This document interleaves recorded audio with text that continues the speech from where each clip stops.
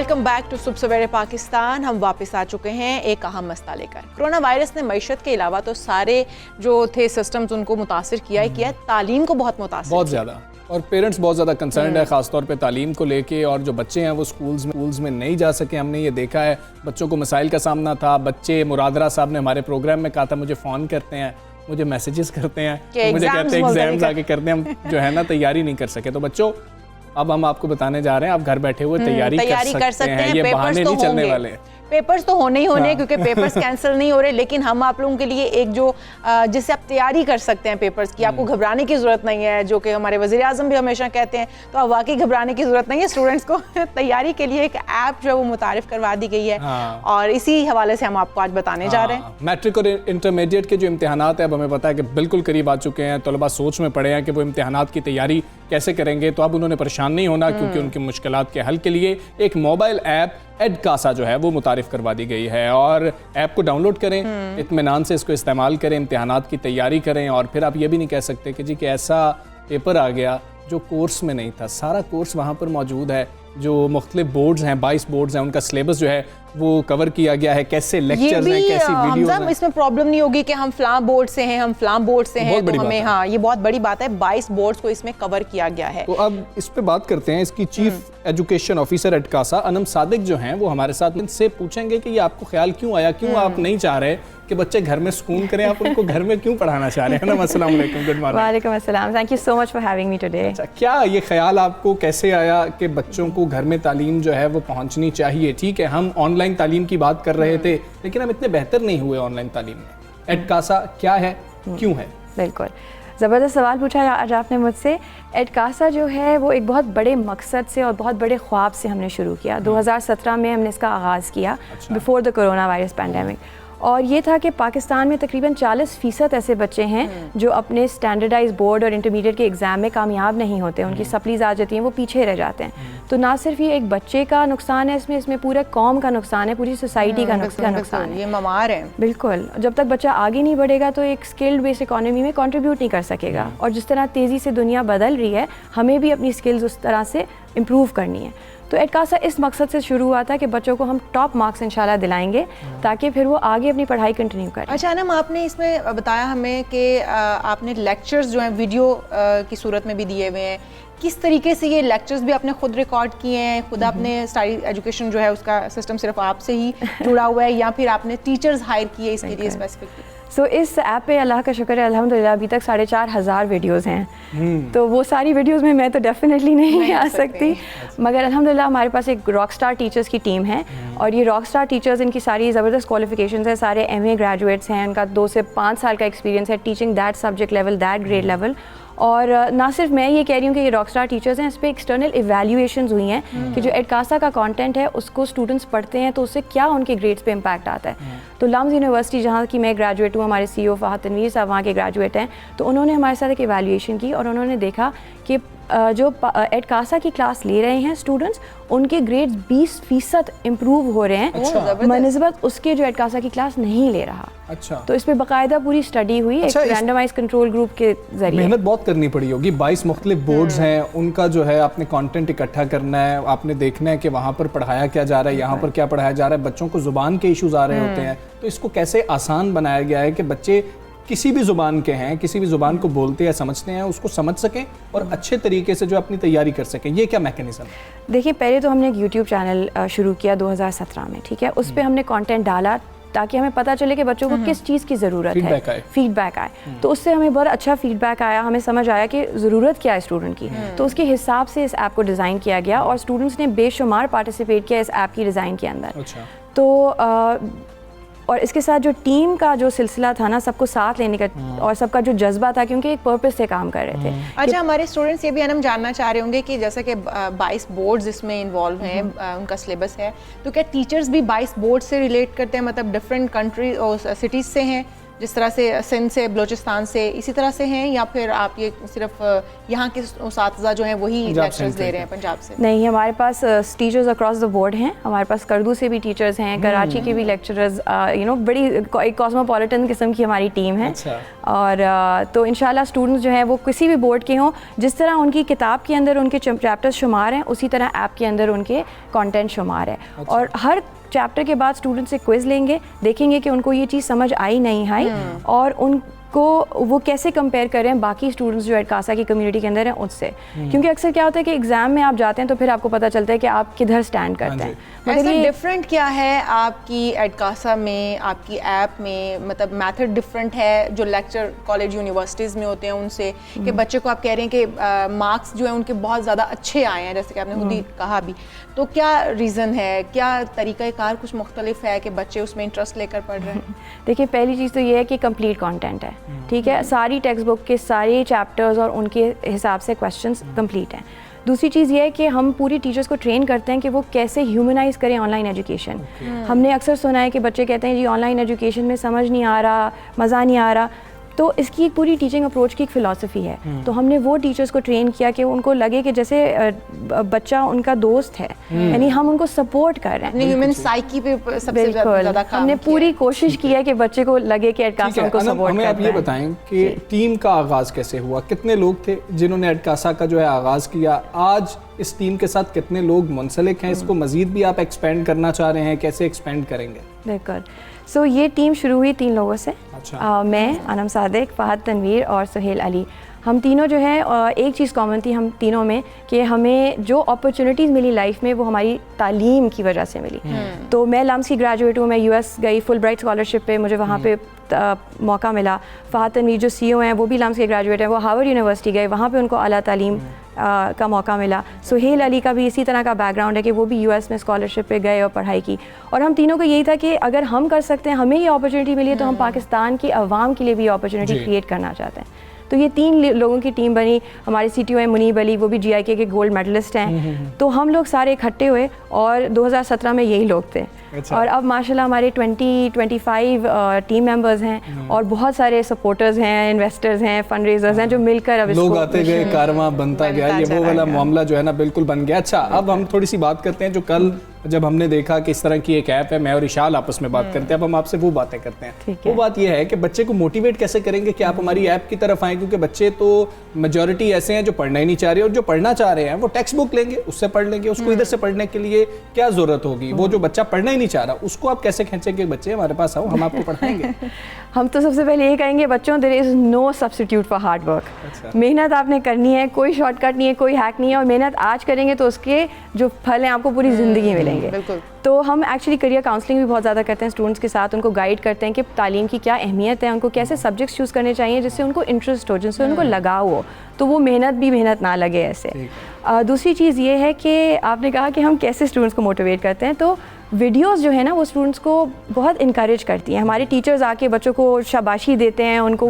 और देखें बच्चों को क्या होता है कि जैसे न्यूमेरिकल्स हैं फिजिक्स के, बड़े मुश्किल होते हैं, बच्चे बड़े घबराते हैं। तो अगर क्विज में उनको 0 नंबर भी आते हैं ना, तो हम नहीं कहते poor performance, bad job, very sad, ऐसे नहीं है। अब उसे साइन करा के लाओ, नहीं कहते हम ये हम ये कहते हैं कि आप अपने स्किल लेवल के आगाज़ पर हैं, you are at the starting line and you can become excellent अगर आप मेहनत करेंगे। सिर्फ जो एक ए ग्रेडर स्टूडेंट में और लो ग्रेड के स्टूडेंट में फ़र्क है तो वो मेहनत का है। Nobody is born with the सलाहियत कि हम कहते हैं ना वो तो मैथ का जीनियस है, वो तो पैदा ही स्मार्ट हुआ है, ऐसा कुछ नहीं है। सो इस ऐप में आपको वो इंकरेजमेंट मिलेगी, वो मोटिवेशन मिलेगी कि मैं अगर उस पॉइंट पे अभी टॉपर के पॉइंट पे नहीं हूँ तो इसका ये मतलब नहीं है मैं नहीं बन सकता या मैं नहीं बन सकती। अनम, आपने अपने ऐप में सिर्फ साइंस सब्जेक्ट्स को ज़्यादातर आपने फोकस किया हुआ है, क्या समझती हैं कि जो आर्ट्स पढ़ रहे हैं उनको पढ़ना नहीं चाहिए? बहुत अच्छी बात है। नहीं, बिल्कुल उनको बहुत भी मेहनत करनी चाहिए। ये एक आगाज़ है हमारे सफ़र का। तो हमने आगाज़ किया ये साइंस सब्जेक्ट से क्योंकि ये सबसे ज़्यादा मुश्किल होते हैं, स्टूडेंट्स को सबसे ज़्यादा परेशानी होती है, स्किल टीचर्स नहीं मिलते। तो ये एक आगाज़ है और इंशाल्लाह बहुत सारे कोर्सेज और बहुत सारे ग्रेड्स देखेंगे। चलें, हमें ये बता दें ज़रा कि इशाल कहती हैं कि जी कि मेरा ये सब्जेक्ट अच्छा है, मैं बच्चों को पढ़ाना चाहती हूँ, या मेरा दिल करता है कि मैं भी एटकासा का हिस्सा बन जाऊँ और मैं बच्चों को अगर पढ़ा सकता हूँ तो मैं बच्चों को पढ़ाऊँ, लोग हमें देख रहे हैं, आपकी टीम का हिस्सा कैसे बना जा सकता है? पहले तो हमें बहुत फ़ख्र और खुशी होगी अगर आप लोग हमें हमारे साथ दें और आके कोई भी एक मोटिवेशनल लेक्चर भी दें। हमारे सिलेक्शन क्राइटेरिया बड़ा स्ट्रिक्ट है। तकरीबन जो लोग अप्लाई करते हैं उसमें से 2% जो हैं वो मूव ऑन करते हैं टू द फाइनल वन। उसमें टीचर्स का सिलेक्शन ये है कि सबसे पहले तो आप मास्टर्स हों, दूसरी चीज़ ये हो कि आपका वर्क एक्सपीरियंस इतना हो उसी ग्रेड लेवल में जिसको आप लेक्चर देना चाहते हैं। उसके बाद हमारे डेमो लेक्चर्स होते हैं, एक टेस्ट होता है बाकायदा टू अंडरस्टैंड कि टीचर की क्या कॉम्पिटेंस है उसके अंदर। फिर एक 2 हफ्ते की ट्रेनिंग होती है ऑनलाइन टीचिंग अप्रोचेस के अंदर। तो वो सब क्वालिफाई कर आप जो है वो आते हैं, हिस्सा बन सकते हैं, तभी हम कहते हैं रॉक स्टार टीचर्स। बिल्कुल, आप बहुत अच्छा काम कर रहे हैं, बहुत शुक्रिया अनम, आप यहाँ पर आई और आशा के हवाले से आपने हमें बताया। वो बच्चे जो घर में बैठे हैं, सिर्फ ये कोरोना की बात नहीं है, जब स्कूल्स खुल भी जाएंगे तब भी आप इससे मुस्तफ़ीद हो सकेंगे, इस ऐप से इस्तेफादा कर सकेंगे। तालीम हर बच्चे का हक है और अगर हर बच्चे तक तालीम उसके घर की दहलीज पर पहुंचती है तो ये बहुत अच्छी बात है। और आप एटकासा जो है इसको डाउनलोड और मेरे ख्याल में आप इस चीज़ से भी बच सकते हैं, जो आपको ट्यूटर हायर करना पड़ेगा, आपको कहीं जाना पड़ेगा, आप ऐप जो है वो घर बैठे हुए यूज़ कर सकते हैं और घर बैठे हुए तालीम हासिल कर। खुसूसी तौर पर बच्चियों के लिए बहुत अच्छी चीज़ है। कई दफ़ा पेरेंट्स जो हैं, अगर हम रिमोट एरियाज़ की बात कर लें, वहाँ पर बच्चियों को भेजना नहीं चाह रहे होते हैं कि हम उनको इतनी दूर स्कूल्स हैं कैसे भेजें, तो ये एक प्लेटफॉर्म है, अपने बच्चों को तालीम जहाँ से भी मिल सकती है, अगर आसानी से घर में मिल सकती है तो ज़रूर इसको सब्सक्राइब कीजिए। और आगे बढ़ेंगे, आगे भी एक और बड़ा मसला है और ये भी नौजवानों का मसला है जो आज हम लेके आए हैं। और वो मसला ये है कि एक ज़माना था जब हम हार्ट अटैक और फॉलेज जैसे जो अमराज हैं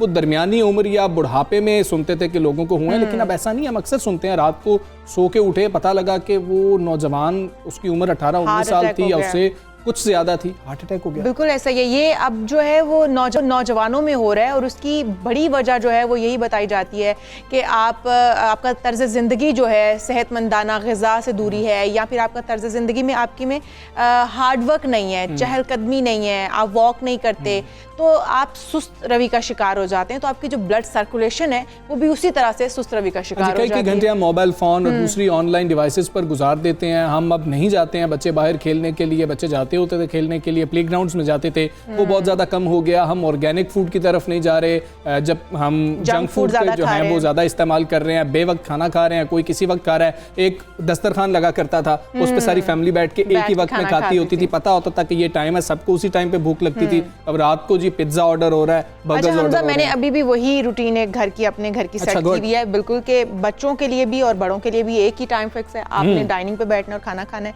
चाहे आपने दस्तरखान बेड पे बिछा लिया, लेकिन आपने खाना एक ही टाइम पे खाना है। आप ये नहीं कर सकते कि भाई इस टाइम पे नहीं तो इस टाइम पे आपको मिल जाएगा, ऐसा नहीं होना चाहिए। उससे फिर एक ये भी है कि आपका जो फैमिली बाउंडिंग है वो भी अच्छी हो जाती है। और दूसरी बात ये कि आप जो हमजा कह रहे हैं कि अब हमारी रूटीन्स चेंज हो गई हैं, हम रात को आधी रात को पिज्जा मंगवा के खा रहे हैं, बर्गर्स खा रहे हैं, तो वो भी नहीं होता। बिल्कुल ठीक है, इसी हवाले से बात करेंगे। जो मोटा जाता है, फिर जिस्मानी फिटनेस में कमी हो जाती है, क्या ये भी वजह है कि हम हार्ट अटैक या हार्ट फेलियर की तरफ चले जाते हैं, फॉलेज अटैक हो रहे हैं नौजवानों के अंदर? बात करेंगे। डॉक्टर असद अकबर साहब हमारे साथ मौजूद है, माहिर अमराज कल्ब हैं। डॉक्टर साहब अस्सलाम वालेकुम, गुड मॉर्निंग सर। सर ये बताइएगा हमें कि ये क्या मामला है? हम पहले नहीं सुनते थे कि नौजवान को अचानक से ऐसा कुछ हुआ कि हार्ट अटैक हो गया या फॉलेज का अटैक हो गया, ये बढ़ता क्यों जा रहा है? क्या जो हमने वजूहात बताई सिर्फ वही वजूहात हैं या और भी कुछ हैं? अच्छा जी, थैंक यू। बड़े इंपॉर्टेंट टॉपिक पे आपने आज मुझे ऑनलाइन लिया। लेकिन पहली बात तो ये, जिसमें आपने बड़ा अच्छा बोला कि पहले हम सुनते थे कि दरमियानी उम्र और ज़्यादा उम्र के लोगों में, वेस्ट में तो ये दरमियानी उम्र में भी नहीं होता है, ये ज़रा ज़्यादा उम्र में ही होता है। तो साउथ ईस्ट एशिया की जो पॉपुलेशन है ये पहले ही ज़रा सी प्री डिस्पोज है टू प्री मेच्योर कॉर्नियाटिक डिजीज, यानी 40 ईयर से पहले ये दिल की बीमारी आने के लिए। तो एक तो ये कि हम जेनेटिकली प्री डिस्पोज हैं, दूसरा जो आपने बड़ी अच्छी रीजन गिनवाई हैं कि जी हमारा लाइफस्टाइल बहुत चेंज हो गया। हमारा एक तो जीन्स हमारी साउथ ईस्ट एशियन है और लाइफस्टाइल हमने अब वेस्ट वाला अपना लिया है, जो कि मजीद इसको खराब कर रहा है। और हमारी ये जो हार्ट डिजीज या स्ट्रोक, इसका इंसिडेंस है ये यंगर पॉपुलेशन में बहुत ज्यादा देखा जा रहा है। तो एक दो वजह तो आपने बड़ी प्रॉपरली सही तरह बता दी कि लाइफस्टाइल में ये मसले हैं कि खाना हम लेट खा रहे हैं और फास्ट फूड खा रहे हैं, जंक खा रहे हैं। दूसरी चीज शायद ये है, और जो बहुत जरूरी है, कि एक आपने ये बताया कि जी खाना सारे घर वाले मिलकर इकट्ठा दस्तरखान पे खाते थे और ये वो, और एक अच्छे टाइम पे इशा से पहले खा लिया और उसके बाद 2-3-4 घंटे के बाद सोते थे। अब लेट नाइट खा रहे हैं, टीवी के आगे बैठने में वहीं पे ही फौरनबाजी सोने चले गए, तो कोई एक्टिविटी नहीं है, ना कोई वॉक कर रहा है फैमिली मेंबर, ये हो ना। और तीसरी चीज ये कि अभी हमने ये रिसेंटली स्टडी भी किया है कि बहुत यंग बच्चे जो इवन अभी ग्रेड 6, 7, 8 में हैं, उनके कोलेस्ट्रॉल लेवल चेक करवाए गए हैं जरा से पॉश एरियाज के स्कूल्स में, तो दे आर मोर देन 200 जो ट्रीटेबल रेंज में आ गए हैं। डॉक्टर साहब, इसकी रीजन क्या है? क्या ये जंक फूड है या फिर आपका वर्कआउट ना होना है? दोनों है, आई थिंक बोथ। ये दोनों ही एक दूसरे के साथ इंटरलिंक्ड है, क्योंकि जो बंदे फिटनेस हैवी हैं और अपनी फिटनेस का ख्याल रखते हैं, वो उस एक्सरसाइज करते हैं, वो लोग जंक फूड की तरफ जरा कम उनका रुझान होता है। ऐसा नहीं होता कि एक बंदा 3-3 घंटे जिम जा रहा है और उसके बाद वो जंक फूड भी खाएगा। तो ये दोनों आपस में बड़े क्लोजली इंटरलिंक्ड हैं। और एक और चीज जो आजकल हम ओवरलुक कर जाते हैं, and we see it day in and day out, और वो देखें जिस तरह हमने वेस्टर्नाइजेशन की बात की है, वो ड्रग्स ऑफ अब्यूज है। ये कोकेन और एक्सटेसी वगैरह, these are major causes of heart attack in young people, और स्ट्रोक भी कर सकती हैं, क्योंकि ये जो हमारे ब्लड की स्टिकीनेस है उसको बढ़ा देती हैं। जो प्लेटलेट्स हैं उनके अंदर डिसऑर्डर पैदा करती है, they can clot healthy artery, कि इवन और हेल्दी आर्टरी आ सकता है, उसमें क्लॉटिंग हो सकती है। तो ये जरूरी नहीं है कि इस बच्चे का कोलेस्ट्रॉल पहले ज्यादा ही हो तो फिर ये मसला हो। डॉक्टर साहब जी बता दीजिएगा कि अब करें क्या? नौजवानों के अंदर तो हम ये नहीं देखते थे कि हम उनको डॉक्टर के पास लेके जाएं, उनके चेकअप करवाएं या उनके टेस्ट करवा लिए जाएं। हम जरा बुजुर्गों को ही देखते हैं कि वैसे तो पाकिस्तान में ये भी रिवाज नहीं है, वो कोई प्रॉब्लम होती है तो हम उनके चेकअप के लिए जा रहे हैं, एज तक सोचते हैं कि तभी हम बीमारी का शिकार हो सकते हैं। अब क्या करें? सिर्फ अपनी रूटीन लाइफ को बेहतर कर लें या अब हमें मजीद चेक्स की भी जरूरत है? हाँ, बहुत अच्छा क्वेश्चन अगेन। पहली बात ये कि अगर आपकी फैमिली हिस्ट्री है कॉर्निया की डिजीज की, हार्ट डिजीज की, स्ट्रोक की और या डायबिटीज की, ब्लड प्रेशर की, तो आप एक अर्ली एज से ही अपना चेकअप करना शुरू करें, rather than waiting for 40 years of age के, जिसके बाद आप कहेंगे जी 40 साल के होके फिर हमें डॉक्टर के पास जाना है। फिर तब तक डिजीज प्रोसेस कंप्लीट हो चुका है, तब तक तो उसके इफेक्ट्स आ रहे हैं। तो डिजीज को 20 इयर्स की एज से ऑनवर्ड, उससे भी पहले पिक कर लेना है, डायग्नोज करना है, उसको ट्रीट आपने टीन्स और 20s में करना शुरू कर देना है। तो जिन लोगों की फैमिली में हिस्ट्री है हार्ट डिजीज की, वो अपने टीनेज ईयर्स ही अपनी खुराक का ख्याल रखें, अपनी फिटनेस का ख्याल रखें, और सिगरेट स्मोकिंग से दूर है। स्मोकिंग और डायबिटीज ये तो सबसे बड़े रिस्क फैक्टर्स हैं, ये जो उन लोगों में जिनमें पहली फैमिली हिस्ट्री हो। तो ये सब चीजें आप अर्ली एज में पकड़ लें, तो before they have an effect on your body आप इसको ट्रीट कर लें, तो इंशाल्लाह you can live a healthy life. सही हो गया। डॉक्टर साहब, अगर नौजवानों में से किसी को हार्ट अटैक या फालिज का मसला हो गया है, तो आप क्या समझते हैं कितना जानलेवा साबित हो सकता है या इससे रिकवरी भी हो सकती है? अगेन रिकवरी बिल्कुल हो सकती है। इनफैक्ट जो will take them one by one. जो स्ट्रोक का मसला है, स्ट्रोक में तो पहले 1 से 2 महीने ही मेजर रिकवरी होते हैं, ओवरऑल रिकवरी 1-2 साल तक चलती है। उसके अंदर अदर देन ऑब्वियसली जो मेडिकेशन आपको डॉक्टर्स देते हैं और सब कुछ देते हैं, उसके अलावा आपका proper blood pressure control, physiotherapy बहुत क्रिटिकल रोल प्ले करती है, जहां पर हम उसको बहुत लाइट लेते हैं। अमूमन तो उसकी लोगों को अवेयरनेस ही नहीं है कि आपने फिजियोथेरेपी भी करानी हो, घर में किसी मालिश वाले को बुला के समझते हैं ये जी फिजियोथेरेपी हो रही है, तो दैट्स नॉट ट्रू। अभी ये पूरी एक साइंस है, वो लोग आपके हर मसल को एक्टिवेट करते हैं, और स्ट्रोक का यंग मरीज पूरा तकरीबन ऑलमोस्ट कंप्लीट रिकवरी भी बहुत केसेस में पॉसिबल है, अगर आप प्रॉपर्ली मैनेज करें। और जो हार्ट अटैक का है उसके अंदर अगेन पहली चीज आपकी मेडिसिन है, जो आपको आपका डॉक्टर देता है, तो आपने 100% फॉलो करना है। यहाँ पे क्या होता है, हार्ट अटैक का मरीज आता है जो बहुत कॉमन है, उस वक्त वो सारी बात समझता है जब आप घर भेज रहे होते हैं उसको। हर बार माता 2 हफ्ते के बाद वो आएगा तो 3 दवाइयां ले रहा है, 2 नहीं ले रहा जी, इससे मुझे घबराहट होती है या इससे मुझे ये होता है। उनके ज़हन में वो सेवेरिटी नहीं आती डिजीज की कि खुदा ना खास्ता अगला हार्ट अटैक आपको। ठीक है डॉक्टर असद, आप हमें ये भी बता दीजिएगा कि किस वक्त डॉक्टर से रुजू करना ज़रूरी हो जाता है? सिम्टम्स क्या होते हैं कि जब हमें मतलब के सिम्टम्स आ रहे होते हैं, हम उसको मतलब ऐसे समझ लेते हैं कि शायद ये कोई और प्रॉब्लम ही नहीं है, वक्त के साथ ठीक हो जाएगा, कल ठीक हो जाएगा, हम लोग उसको संजीदा नहीं लेते। कब डॉक्टर से रुजू करना है, क्या सिम्टम्स हों आपके? तो अच्छा देखें, थोड़ी माइनर एक्स एंड पेन्स तो हर एक को ये होती हैं, कभी कमर के इस हिस्से में दर्द हो गया, कभी चेस्ट में इधर उधर दर्द हो गया, तो हर चीज के लिए तो आपको डॉक्टर के पास आने की जरूरत नहीं है। लेकिन अगर आपको चेस्ट पेन या शॉर्टनेस ऑफ ब्रेथ या जॉ पेन या बाजू में दर्द, लेफ्ट बाजू में खास तौर पे ऐसा दर्द हो रहा है जो आपको चलने फिरने के वक्त या एक्सर्शन पे होता है और रेस्ट पर होता है, तो वो चीज एक अलार्मिंग साइन है, खास तौर पे अगर आपके रिस्क फैक्टर्स हैं।